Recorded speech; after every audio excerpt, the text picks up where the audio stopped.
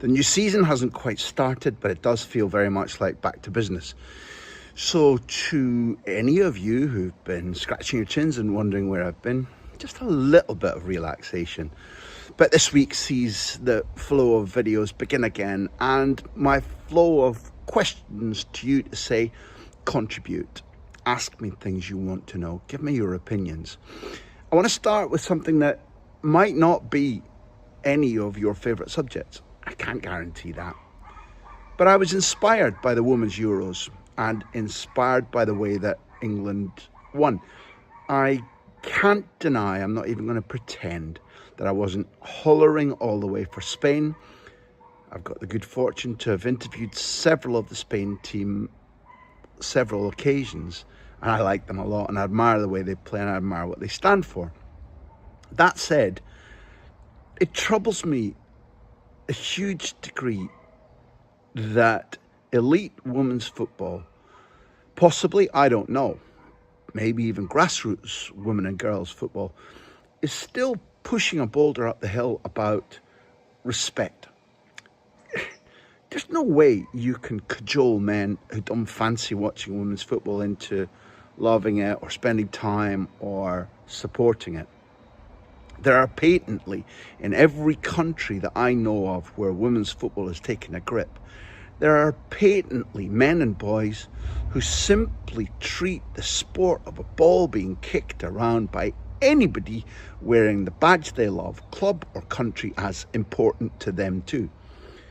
A tiny little litmus test for that would be that I was at the two biggest attendances for women's football, which came when Barcelona hosted Real Madrid at the Camp Nou, and also when they hosted Roma, where each attendance was well over 90,000. And the cross-section of that crowd, that attendance, was certainly driven by young girls, younger women, and women of the age of being mothers or grandmothers, the full range of ages. But men everywhere too, boys, young men, grown men, either supporting their partners or supporting their mums, or simply enamoured of the game.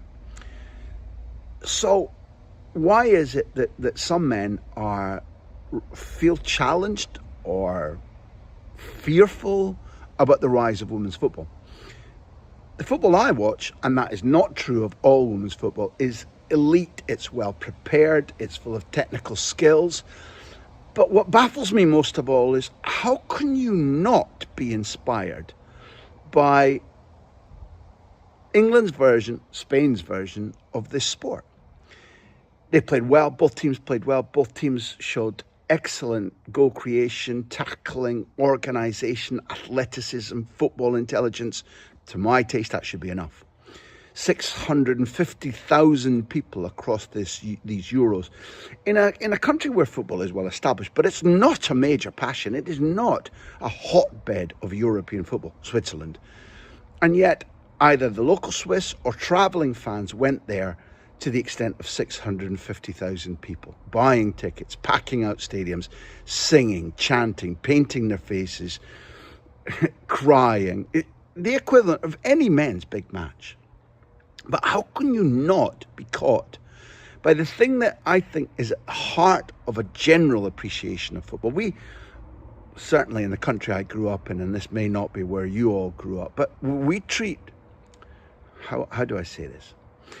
In a male-dominated society, if you were born in the era I was born in, it was either in the blood or you were taught, and for me it was in the blood, that football was akin to a battle, that it was a war, that it was tribal, that you have one club only, that every ball is a prisoner, that every defeat is the end of the world.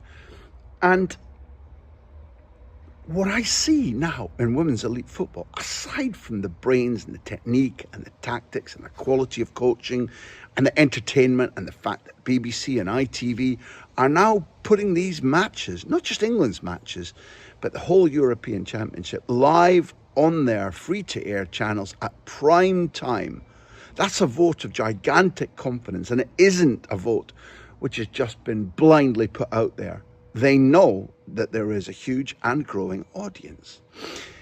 But who could not be captivated by Hannah Hampton playing well throughout the tournament and being one of the heroes of the penalty shootout, despite having had 5 eye operations before she was 5 and having continued depth perception difficulties? How do you supersede that and people telling you you're not going to make it? You have to find another way to spend your life other than football, and at 24 she's a European champion. What is it about Lucy Bronze that not only picking up an injury during the final to her knee, she can reveal with a totally straight face, yeah, I played this tournament with a fractured tibia. Aitana Bonmati, I tweeted out several days ago, at the end of June was in hospital with meningitis. She lost the tournament ultimately on that penalty shootout and missed her penalty. Hannah Hampton saved it. But she was named player of the tournament, having been in a hospital bed 3.5 weeks ago. Kata Koi, the goalkeeper who was brave enough during the tournament, made several exceptional saves to keep England at bay during the final in Basel, was also hospitalised during the tournament. Jess Carter, who for my taste was probably England's best player in the final, had to suffer that most horrendous thing where you do something wrong on the pitch and people abuse you racially. Yet she came back, re-established her place in the team and absolutely stood out against Spain. These are the tales that, regardless of gender, should catch your imagination, should fire your passion. These girls, these women across the entire game feel the same about a football and goalposts and a goal net and about tackles and about winning and about sweating for the badge as men do. So if the women's game is not your taste, that's fine. But who out there feels that it's possible to say, oh, the women's football is still shy, or I can't watch it, or send memes around mocking them? Is it fear? Is it stupidity? Is it misogyny? I am a tiny voice in this, but I want to declare that I am head over heels in love with the way in which the women's game is expanding the professional game of sport, but also there is demonstrable, overwhelming evidence that women playing like that, like Wales did, like Germany and Italy and France and Poland and the Netherlands and Spain did, there is overwhelming evidence that it will be inspirational, probably for young boys, but without question to young women who say to themselves, I can do that. I see my role model. If she can do it, I can do it. It's the thing that touched me in the late 70s, early 80s, when Alex Ferguson's Aberdeen, and this is a very lateral thought, it's the way my mind works, they took on the Glasgow Ugly Sisters. They took on European giants, and they didn't just beat them, they harassed them.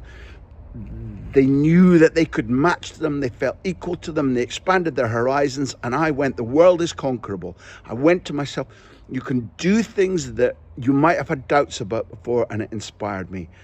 My life, the life that I have found fun and occasionally glorious, often difficult, has partly been courtesy of being inspired. Like, I know for sure young women will be inspired by this tournament, by the Women's Champions League, and those who not only can't see that but actively denigrate it seem to me like total fucking arse pieces. There, I'm just back and I'm swearing and ranting again. If you don't enjoy women's football, I have zero problem with you. None. I'd love you to support it and watch it and talk about it. But above all, don't put it down. They're on the rise and they're here to stay. Stay tuned.